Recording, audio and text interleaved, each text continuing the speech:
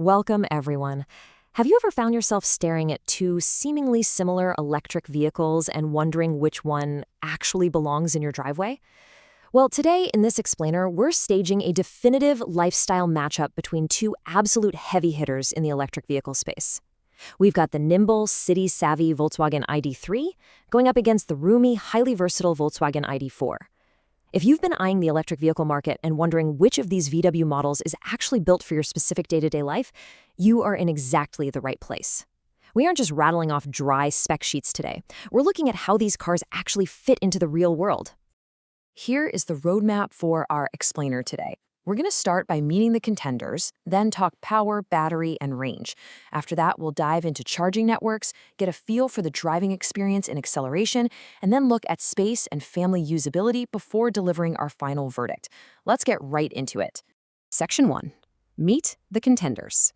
So the ID.4 is this really versatile, larger SUV. It's totally in its element when you're coastal cruising, hauling the family around, or just eating up those highway miles. On the flip side, we've got the ID.3. Think of it as your quintessential street-smart compact hatchback. It's basically built for the city.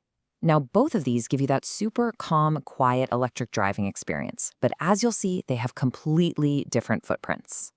And naturally, a different footprint means a totally different impact on your wallet. Since this explainer reaches a global audience, we aren't going to get bogged down in exact local pricing, mostly because it bounces all over the place depending on where you live and local tax incentives. But here is the key takeaway. The ID.3 offers a much more accessible entry point. It's incredibly budget-friendly, which makes it super attractive for urbanites or anyone buying their very first EV. The ID.4, well, that asks for a premium. It's a larger financial investment upfront, but honestly, you're paying for some serious, flexible space. Moving on to Section 2, power, battery, and range. Volkswagen actually gives you a whole menu of battery capacities across both platforms depending on the specific trim and year, ranging from 52 kilowatt hours all the way up to 82 kilowatt hours. But listen to how those batteries translate to actual driving distance. Because the ID.3 is smaller, lighter, and way more aerodynamic, it actually manages to squeeze out a slightly higher maximum range. At its absolute peak, the ID.3 can hit up to 629 kilometers, or 391 miles, on the WLTP cycle. Meanwhile, the taller, heavier ID.4 maxes out at a still very respectable 570 kilometers, which is about 354 miles. I really want to pause on this for a second because this massive top-end range for the ID.3 is a total game changer. That 629 kilometer or 391 mile figure, that comes specifically from the newer ID.3 Neo flagship with a 79 kilowatt-hour pack. It completely rewrites the rules for taking long trips in a compact car. It's literally rivaling the range of those massive, super expensive long-range sedans. It just goes to show you absolutely do not need a giant SUV to conquer a cross-country road trip without range anxiety. But it's not just about the size of the battery. The actual chemistry inside it matters a ton. Our sources point to a really fascinating study from the Technical University of Munich that tested different battery techs. You'll hear terms like LFP, which stands for lithium iron phosphate, and NMC, which is lithium nickel manganese cobalt. To translate that technical jargon into something that actually matters to your road trip, LFP batteries, like the ones found in some of the newer ultra-efficient ID models, can handle way higher temperatures during charging, up to 50 degrees Celsius. The older NMC cells usually tap out around 45 degrees. And why does that matter? Because better heat tolerance means the car can suck in power a lot faster without taking damage, and that directly dictates how long you're stuck waiting around at your pit stops. Which brings us right to Section 3, charging speeds and networks. Let's actually walk through what that 10 to 80% fast charging experience looks like in the real world. Picture this. You pull your ID vehicle up to a DC fast charger. With the latest top-tier batteries, you are looking at peak charging speeds of up to 183 kilowatts. In real-world terms, that means taking your battery from 10% all the way to 80% in just about 26 to 35 minutes. Think about that for a family road trip. 30 minutes is literally just enough time to plug in, wrangle the kids to the restroom, grab a quick coffee, stretch your legs, and boom, you're back on the road with hours of highway driving ahead of you. It makes electric travel so relatable and totally manageable. I actually want to share a quote straight from our automotive testing sources.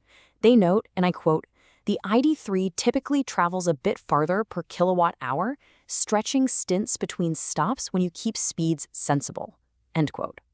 It makes perfect sense, right? It's lighter, it's more aerodynamic, so it just slips right through the air. If your main priority is covering maximum distance with absolute minimal energy use, the ID.3 definitely gives you that slight, super efficient edge on the highway. All right, Section 4, Driving Experience and Acceleration.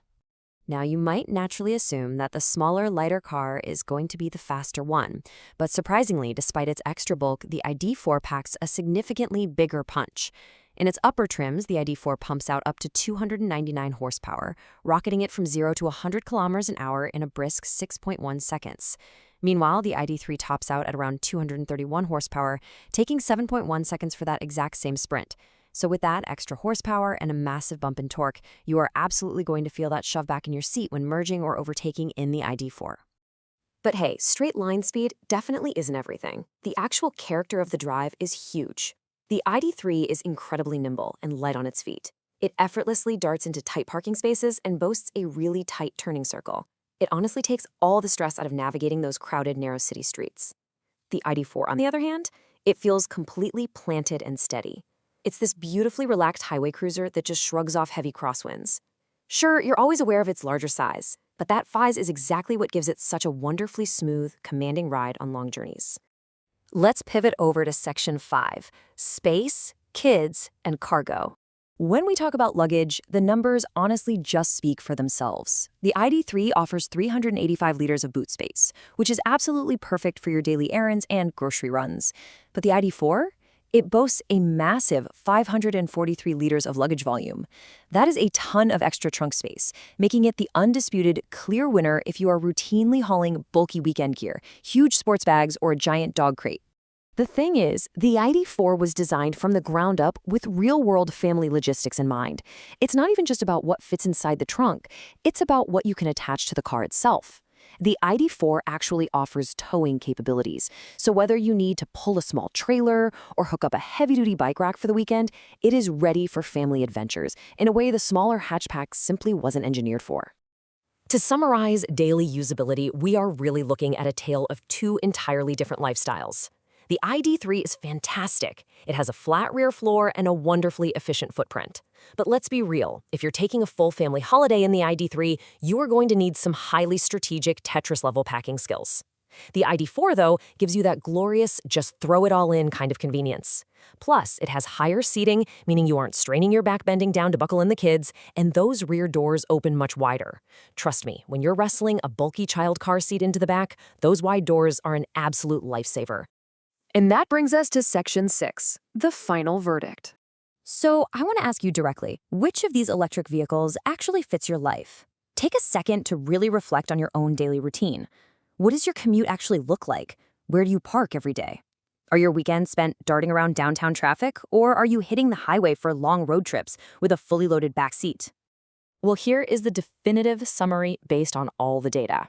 If your life is defined by tight city parking, you need solo efficiency, and you want a budget-friendly, agile ride, your clear winner is the VW ID.3. It is the ultimate urban commuter. But if you desperately need room for car seats, you crave higher driving visibility, and you want that powerful, comfort-first stability for long family road trips, the VW ID.4 is the definitive tool for the job. It absolutely earns its premium price tag through sheer versatility alone. So I'm going to leave you with this final thought. Does your daily drive demand agility? Or are you packing for the long haul? Think about that the next time you're out on the road. Thank you so much for joining me on this explainer today. I really hope this helped clear up the electric road ahead for you. Drive safe, and I'll catch you on the next one.